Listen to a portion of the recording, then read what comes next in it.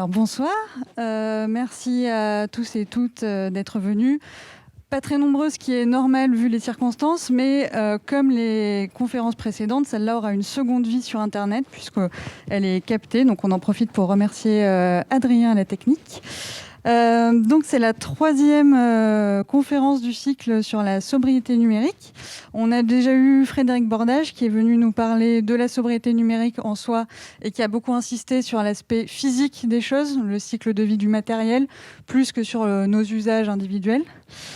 On a eu Laurent Lefebvre qui nous a parlé des data centers, de l'infrastructure matérielle et logicielle qui sous-tend le stockage des données, des calculs et des données et des calculs, et on a vu l'impact que ça avait également.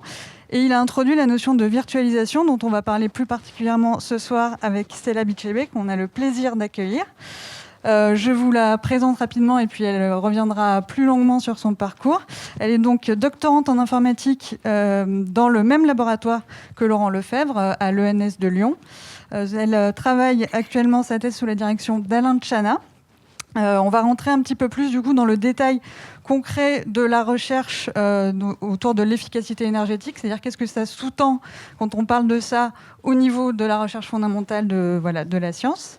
Et on va donc particulièrement parler des data centers notamment et des serveurs physiques avec les machines virtuelles qu'on installe sur les serveurs physiques, mais elle va vous expliquer ça beaucoup mieux que moi.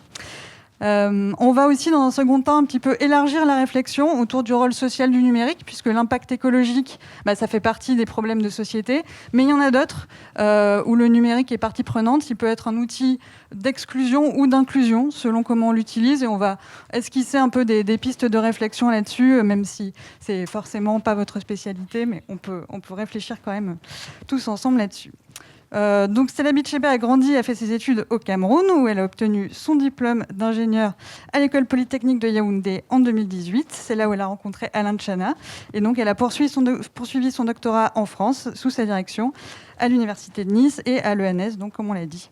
Tous les deux, ils ont remporté un concours INRIA d'idées innovantes pour un projet dont on vous parlera tout à l'heure. Et puis Stella Bichebe est également lauréate du prix Jeune Talent France L'Oréal UNESCO 2021 pour les femmes et la science. Elle a obtenu la bourse 2021 du NEC, ainsi que celle de Microsoft. Donc voilà, la thèse est financée. Bravo. Ces recherches portent, donc, comme on l'a dit, sur les systèmes d'exploitation et la virtualisation matérielle. On va tout de suite mieux comprendre ce que ça veut dire. Et son travail vise donc à réduire l'empreinte carbone des data centers, qui est en constante augmentation, on le sait, puisqu'on stocke de plus en plus de données. Et également à améliorer la sécurité de ces data centers. Voilà, je lui laisse la parole et puis on prendra vos questions à la fin de cette séance. Voilà, ça devrait être terminé vers 8 heures. Bonsoir à tous et merci pour l'introduction. Moi, c'est Stella Bichebe. Comme Anouk l'a déjà très bien dit, je suis doctorante en 3e année à l'ENS de Lyon. Je suis inscrite normalement à l'université de Nice, mais je suis à Lyon depuis 2019. Et je travaille au sein du laboratoire LIP, laboratoire pour l'informatique du parallélisme, dans l'équipe système dirigée par mon directeur de thèse, Alain Tchana. Au sein de notre équipe, nous sommes 5 doctorants, 4 stagiaires. On essaye d'avoir la parité, 4 femmes, 5 hommes. Voilà.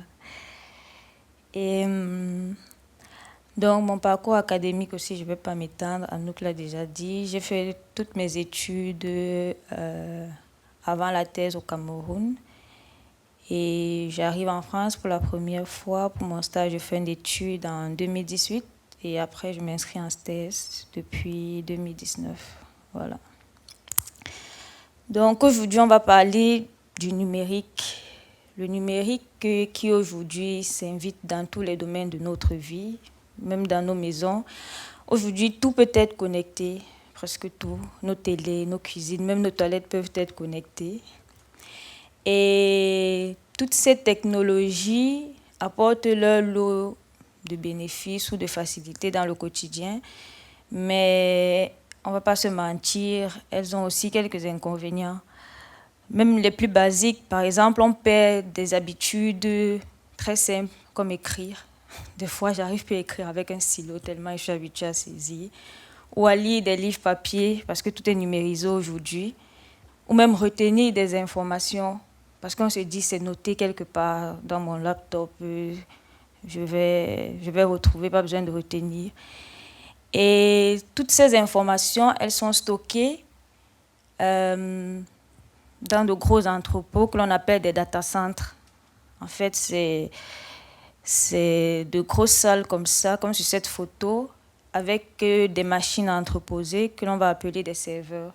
C'est des ordinateurs, tout simplement, qui vont stocker tout ce qu'on garde sur Internet. Et ces serveurs, en fait, ils doivent être tout le temps allumés. Pourquoi? Pour assurer la continuité des services. C'est pour ça que vous pouvez, par exemple, accéder à vos mails à n'importe quelle heure, que vous pouvez consulter un site web à n'importe quelle heure. C'est pour ça que ces serveurs, ils sont allumés H24.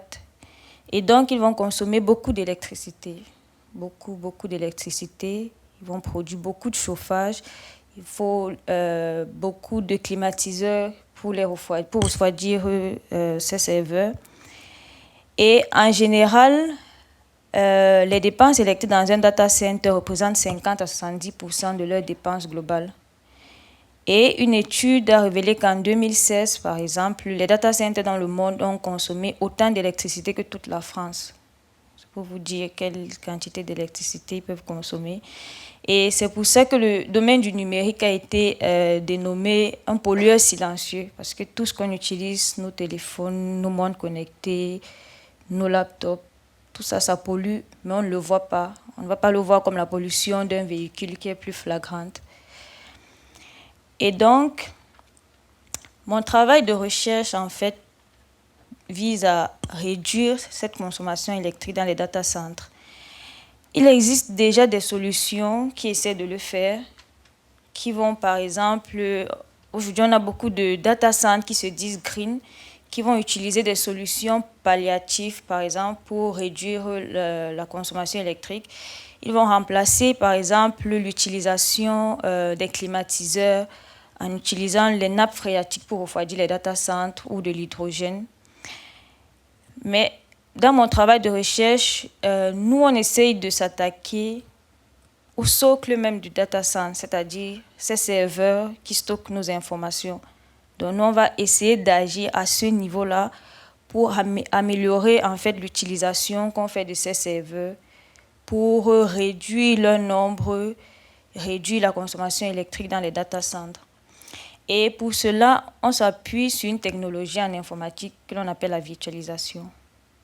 Je vais l'expliquer, mais c'est très simple, c'est vraiment comme le mot littéral, c'est virtualiser quelque chose, c'est prendre une chose réelle, la rendre virtuelle tout en gardant sa fonctionnalité.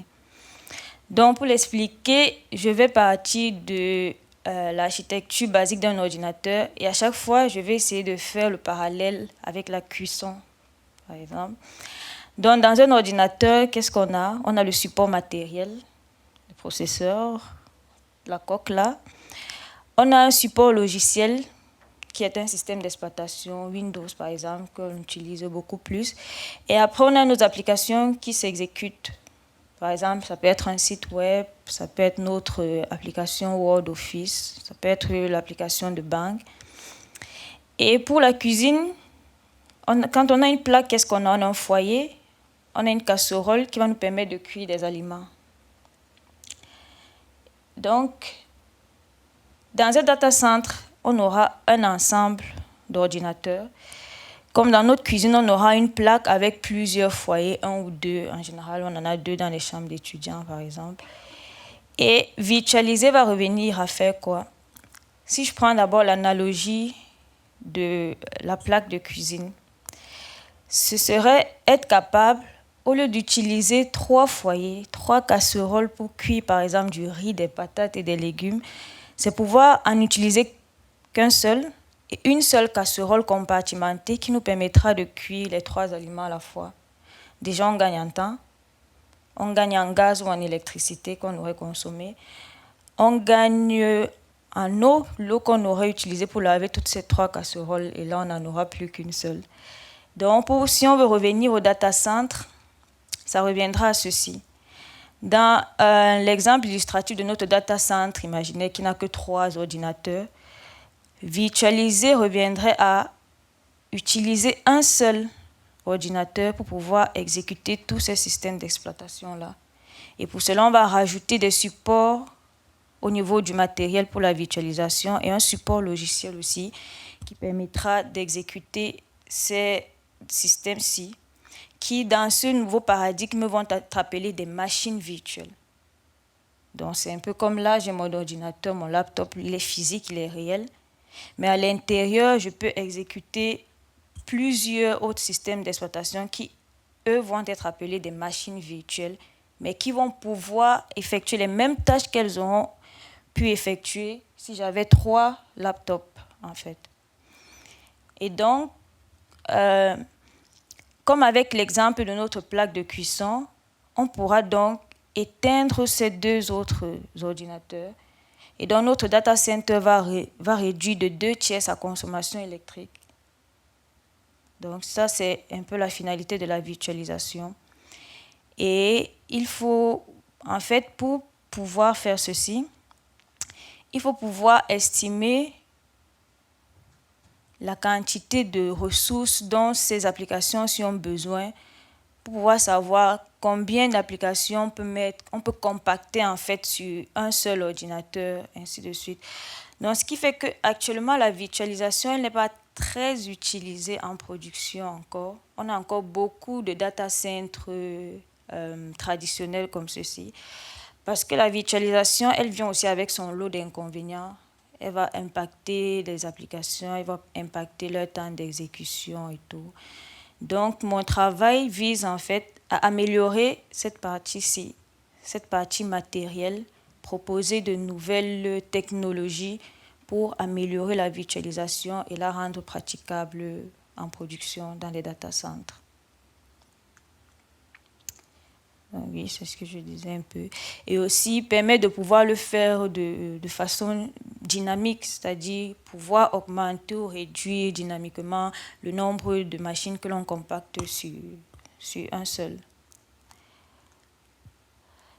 Bon, en général, l'intégration d'un tel travail de recherche peut prendre plusieurs années. Ça ne dépend pas en général des résultats du chercheur, parce que pour passer des résultats à l'intégration ou l'utilisation finale dans les data centers, il va falloir passer par des simulations, des tests, des évaluations, des publications des travaux, la validation, et même quand les travaux sont acceptés, il faut encore que le fabricant les tests, qu'il les simule, qu'il accepte de l'introduire dans le matériel, c'est-à-dire de produire des ordinateurs avec cette technologie-là jusqu'à ce qu'elle puisse être finalement utilisée réellement dans les data centers. C'est pour ça qu'entre-temps,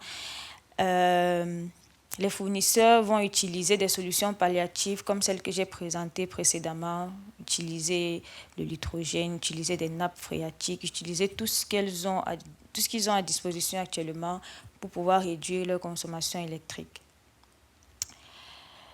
Donc, le numérique n'a pas qu'un impact écologique. Il y a aussi un facteur d'inclusion ou d'exclusion du numérique qui est à prendre en compte. Par exemple, l'inclusion des personnes n'ayant pas forcément les compétences nécessaires pour utiliser toutes les nouvelles technologies que l'on a aujourd'hui. Aujourd'hui, de plus en plus de jeunes enfants, de jeunes adolescents utilisent des téléphones portables, ils vont sur Internet, mais on ne les a pas forcément préparés à l'utilisation de cette technologie, à l'utilisation d'Internet. Et cela peut engendrer souvent des déviances ou des renfermements, voire aujourd'hui, de plus en plus, les enfants sont derrière leurs écrans. Ils perdent le côté social de la vie parce qu'ils sont derrière les jeux et tout. Alors que c'est un outil auquel on devrait être formé comme tout autre outil. On apprend bien aux enfants à faire du vélo. On devrait leur apprendre à utiliser les téléphones portables, à utiliser l'outil Internet parce qu'il n'y a pas que de bonnes choses sur Internet. Et avec mon directeur de thèse, par exemple, on avait pour projet de proposer que dès l'école primaire, par exemple, qu'il y ait des cours liés à l'introduction à l'utilisation des TIC. Ça peut être bénéfique pour les enfants. Pareil, les personnes âgées ne sont pas forcément acquéries de toutes ces nouvelles applications que l'on a tous les jours et tout. Les personnes en situation de handicap aussi. Aujourd'hui, de plus en plus, on essaye d'inclure, par exemple, des commandes vocales dans tous les appareils qu'on a, que ce soit des téléphones portables, les laptops, pour prendre en compte ces personnes. Et c'est dans cette optique que l'année passée, avec mon directeur de thèse, on a proposé pour le concours INRIA d'idées innovantes une idée d'application qui faciliterait le déplacement des personnes malvoyantes dans les transports en commun. Parce que contrairement à nous qui voyons, on va arriver, on va lire les panneaux, on va lire les arrêts. Ce n'est pas toujours évident pour les personnes malvoyantes. Par exemple, la petite anecdote, l'idée vient comment mon directeur de thèse, il attendait son train à la gare de Grenoble. Et là, il y a une personne malvoyante qui l'interpelle et lui demande « Est-ce que le train qui va à Dijon à telle heure est déjà parti ?» Et là, il lui demande « Mais il n'y a pas des annonces vocales qui sont faites pour vous ?» Il dit « Si, mais je suis sorti fumer une cigarette, donc je ne vais pas avoir loupé l'information et tout, il n'y a rien qui est fait. » Et c'est comme ça que l'idée lui est venue de... Mais il y a déjà dans les téléphones des outils de commande vocale. Donc, on pourrait bien l'adapter, par exemple, pour le déplacement des personnes malvoyantes dans les transports en commun, tout ce qui est métro, bus, tram. Et donc, l'application, elle est en cours de développement. Et on essaie de travailler avec TCL, par exemple. Nous avons aussi la notion d'inclusion du genre. Par exemple, les femmes aujourd'hui sont très sous-représentées dans le domaine du numérique. Ces chiffres sont des statistiques pour la France, par exemple. Sur 57% des diplômés de l'enseignement supérieur qui sont des femmes, seulement 25% des diplômés sont des filières numériques. Et parmi ces diplômés des filières numériques, seulement 13% finissent par travailler effectivement dans ce secteur. Et dans le domaine de la recherche, c'est pareil. En recherche, on a uniquement 37% des doctorants en France qui sont dans les sciences et technologies, et seulement 28% des encadrants aussi dans ce domaine sont des femmes. Nous avons aussi la notion d'inclusion de la race, l'ethnie ou la langue. Parce que ces facteurs peuvent être des biais algorithmiques, surtout dans les études d'IA. Par exemple, quand on développe des outils de reconnaissance vocale, si on ne prend pas en compte le côté langue ou ethnie, alors ces outils ne pourront être utilisés que par certaines personnes, en général les personnes qui vont les développer. Par exemple, je me souviens la première fois, au début, quand on introduisait ces outils de reconnaissance vocale dans les téléphones portables, par exemple, c'était difficile, elle ne reconnaissait pas des voix de personnes africaines, par exemple. Pareil pour les outils de reconnaissance faciale. Mais de plus en plus, les chercheurs, ils essayent de prendre en compte tous ces facteurs-ci quand ils vont développer des algorithmes pour ces applications-là. Pareil, les outils de cartographie. Par exemple, Google Maps, je me souviens au début, quand Google Maps avait été introduit, on n'arrivait pas à l'utiliser, par exemple, au Cameroun, parce que les routes ne sont pas tracées pareillement qu'en France ou aux États-Unis. Donc, ce sont des éléments qui, s'ils ne sont pas pris en compte, alors ils vont exclure une partie des utilisateurs de ces outils-là. Donc, voilà, c'était tout pour ma présentation. Si Alors, vous je avez des questions. reviens. Donc, moi, je vais commencer à poser quelques questions et puis préparer les vôtres. Je vous demanderai juste de bien garder le masque quand vous posez vos questions, parce qu'on n'a qu'un micro à faire passer. On essaye de faire un peu attention. Donc, moi, j'avais une première question sur... donc, je reviens en arrière sur tes recherches. Donc, le travail sur la virtualisation, le domaine précisément que tu travailles, c'est avec les processeurs, c'est ça? Oui. Et je me demandais, en fait, parce que moi j'ai arrêté les maths au bac, donc ça fait longtemps, comment ça se passe la recherche concrètement? Est-ce que c'est la bricole avec des processeurs? Est-ce que c'est des calculs, des lignes de code? Est-ce que il y a des stagiaires peut-être qui travaillent avec vous? Alors, nous, on ne va pas faire la partie bricole, justement. Ce qu'on va faire, c'est des simulations, effectivement, parce je ne vais pas démonter mon laptop pour faire mes tests. Donc, on va utiliser des outils de simulation qui essayent de reproduire exactement le comportement de l'ordinateur. Donc, ce sera beaucoup plus du code. Voilà, on va écrire du code, tester.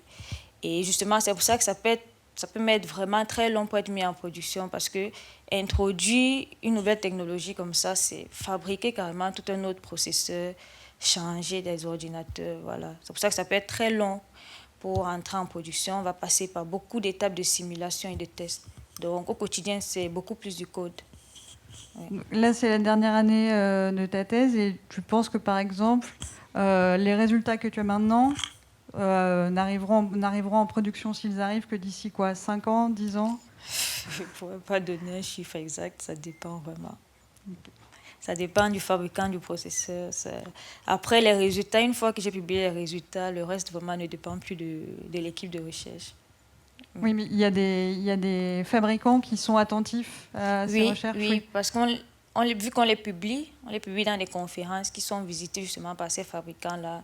Voilà, s'ils tombent sur l'article et qu'ils sont intéressés, ils vont contacter l'équipe de recherche. Oui. Okay. Oui, il faut qu'il y ait un intérêt économique pour eux aussi, directement. Voilà. Oui. Est-ce que peut-être en tant que société civile, si on met l'accent sur l'importance de la sobriété numérique, ça peut leur faire un encouragement? L'objectif, c'est d'abord de faire du chiffre, je pense. Et donc oui, il me semblait, dans ce que j'avais lu sur les recherches que vous faites, c'était qu'il y avait une couche, qu'en fait aujourd'hui on travaillait pour les machines, mais que vous pensiez en renversant, essayer de travailler à partir de l'application plutôt que de travailler à partir du serveur. Mais c'est peut-être un peu compliqué pour expliquer pour des gens qui ne sont pas spécialistes. C'est... Si je reviens... Voilà, cette couche logicielle en fait que l'on rajoute pour la virtualisation. Bon, en général, ce qu'on va faire, c'est que pour rendre efficace ou effective en fait la virtualisation, on va rajouter ici des technologies qui permettent de faire ça, qui permettent de compacter toutes ces applications-là sur un seul ordinateur. Mais sauf que ces fonctionnalités-là, elles sont rajoutées et elles ne sont utilisées que pour ce pourquoi elles ont été rajoutées, bon, ce qui est normal, mais elles peuvent avoir un bénéfice, en fait, pour les applications qui sont exécutées là. Voilà. Donc, ce que nous, on essaye de faire, c'est d'exploiter cette technologie-là pour améliorer également le rendement des applications qui s'exécutent là. Donc, on essaye un peu de bypasser cette couche-ci pour en faire bénéficier l'utilisateur final. Ok, que ça soit plus dynamique, comme tu disais. Ok. Évidemment, c'est la personne la plus loin.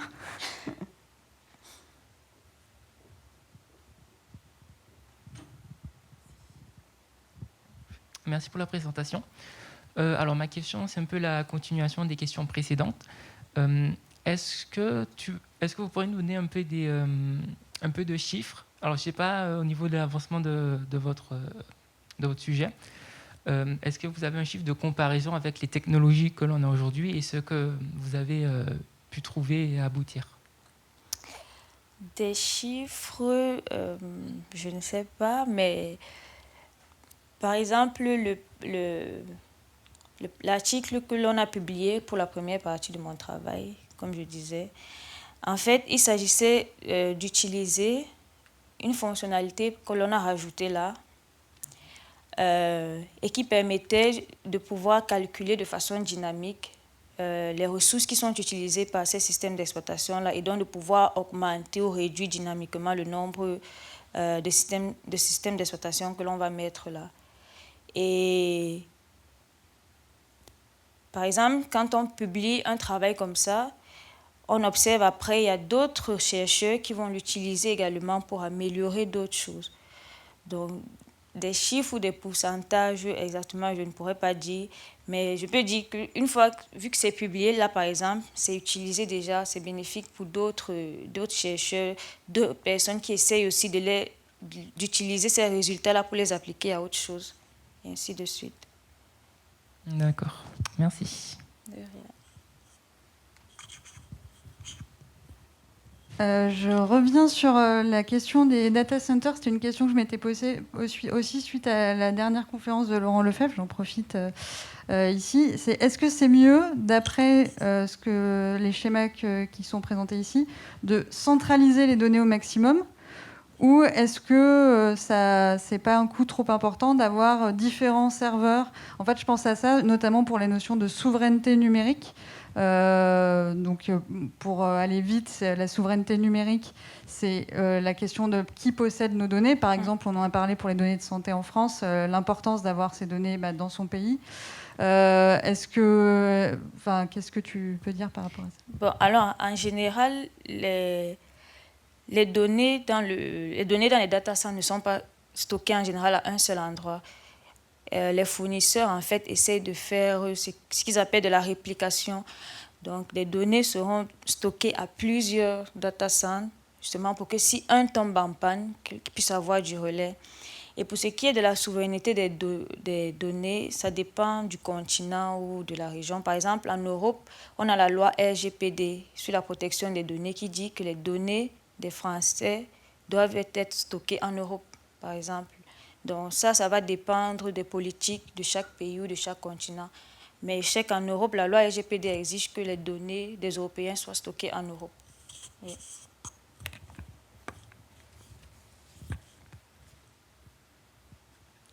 Je vous regarde, vous ne levez pas la main.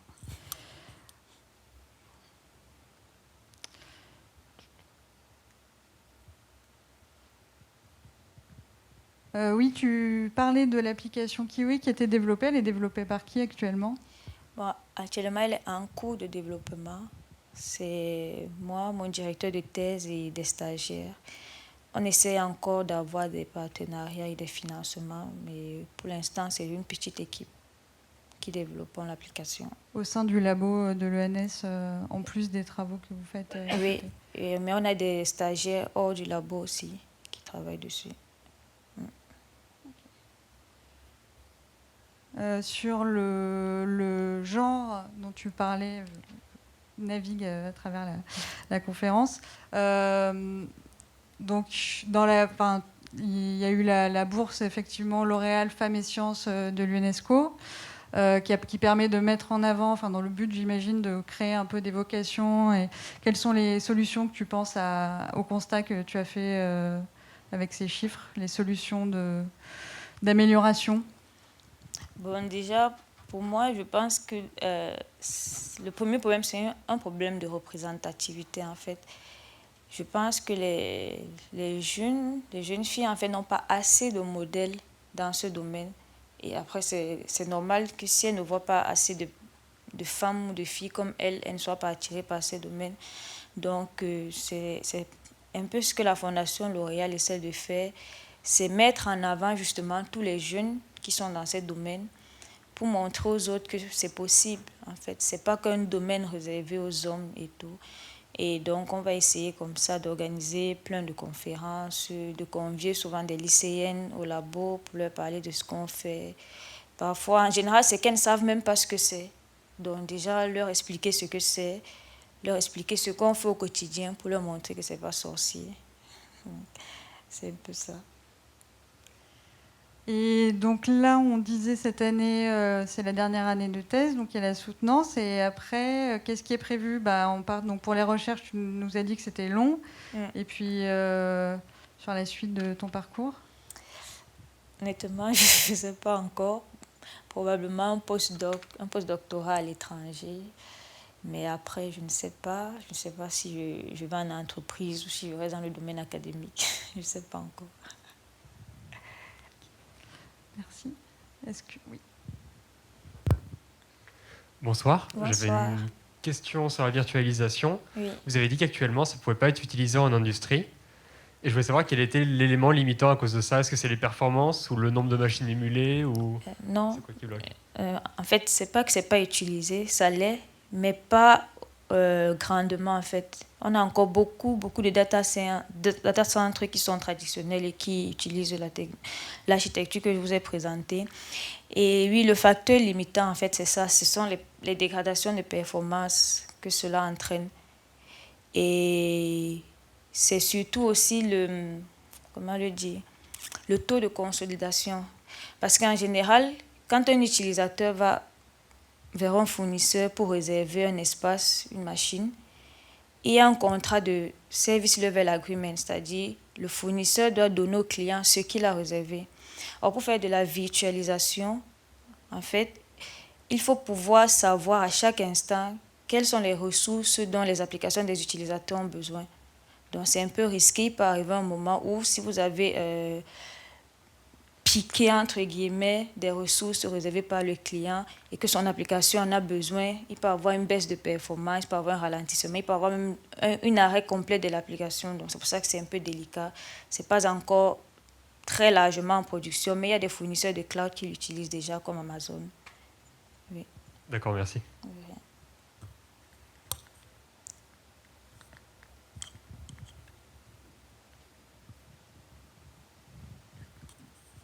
Bonjour, du coup, Bonjour. merci pour la présentation. J'ai une petite question du coup sur tout ce qui est sobriété énergétique. Donc, dans l'une des slides, vous nous avez présenté que tout ce qui est data center crée énormément de CO2. Donc, il y a des solutions palliatives pour essayer de réduire cette empreinte carbone. Et notamment via votre travail sur votre thèse au doctorat, vous travaillez sur tout ce qui est matériel. Donc je pense que vous avez travaillé sur tout ce qui est analyse de cycle de vie aussi de ces matériels. Mais ma question, au-delà de ça, je voulais simplement savoir si aujourd'hui, d'un point de vue politique, il y a une obligation de baisser d'un certain pourcentage l'empreinte carbone des data centers et savoir si un jour il est prévu une neutralité carbone sur ces équipements-là. Bon, je ne suis pas très aguerrie, mais je pense que oui. Je pense que tout ce qui est pollution atmosphérique, après, ça dépend du pays. Et justement, si on a de plus en plus de data centers green, c'est justement parce qu'il y a cet objectif-là, en fait, je crois. Certains fournisseurs ont annoncé une date 2040, horizon zéro carbone. Mais après, je ne sais pas dans quelle mesure c'est possible ou pas. Mais la plupart des fournisseurs, oui, sont dans cette optique-là de réduire leur empreinte carbone. Mais pour ce qui est des quotas, je ne sais pas s'ils ont des contraintes, je ne sais pas si ça dépend du pays ou des réglementations. Je ne saurais pas vous dire. Merci.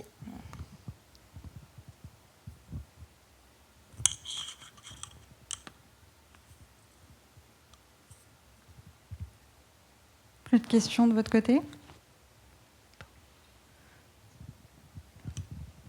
Bonsoir, merci pour votre présentation.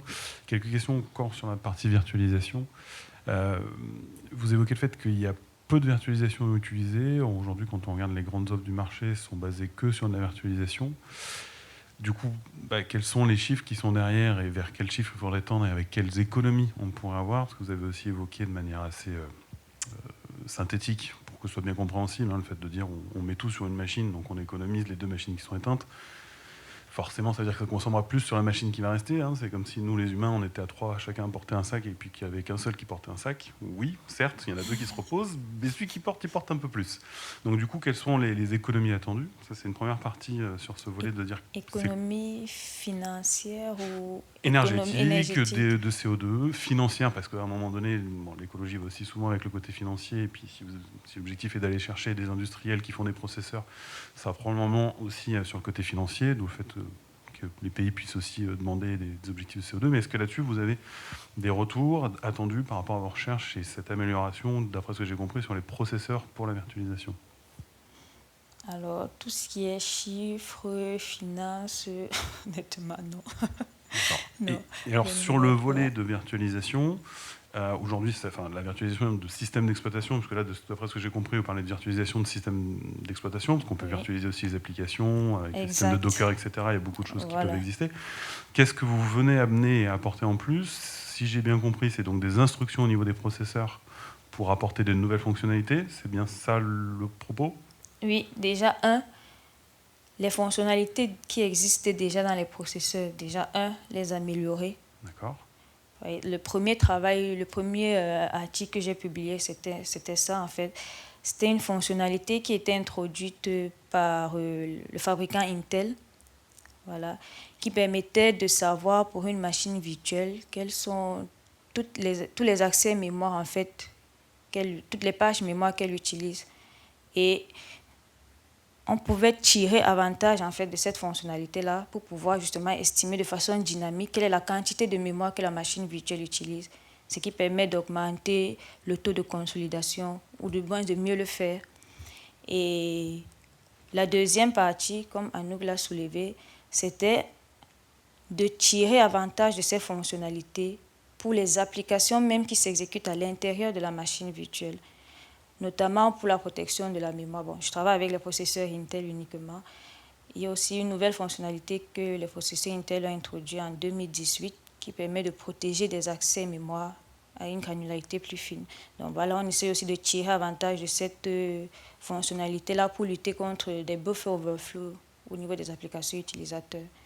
C'est justement l'autre question que j'allais avoir, c'était la partie cybersécurité, puisqu'on n'arrête pas d'en parler. Il y a des failles à peu près partout aujourd'hui. On les découvre au fur et à mesure, ou en tout cas elles sont révélées au fur et à mesure. Vous intégrez cette notion de sécurité, parce que là vous parlez en particulier des processeurs Intel qui ont été sujets à de nombreuses failles au niveau des instructions avec des corrections pratiquement impossibles à réaliser, puisque c'est physiquement. C'est des choses qui sont intégrées dans votre approche? Oui, la deuxième partie de mon travail qui est sécu, oui.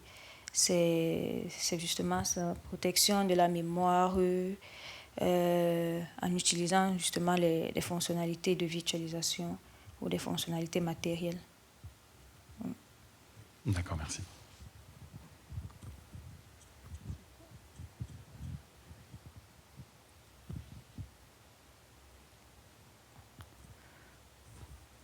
Plus de votre côté? Eh ben, merci beaucoup, Stella. Merci. Bonne continuation. Merci. Pour cette dernière année de thèse et puis pour la suite. Et merci beaucoup à tout le monde d'être venu. Donc vous retrouverez cette conférence et les deux précédentes et puis les prochaines sur le site internet de la bibliothèque grâce au travail d'Adrien. Et puis à très bientôt. Je ne sais pas du tout quand est la prochaine. Je ne sais pas si elle est prévue, mais voilà, surveillez le topo. Merci beaucoup. Merci à vous.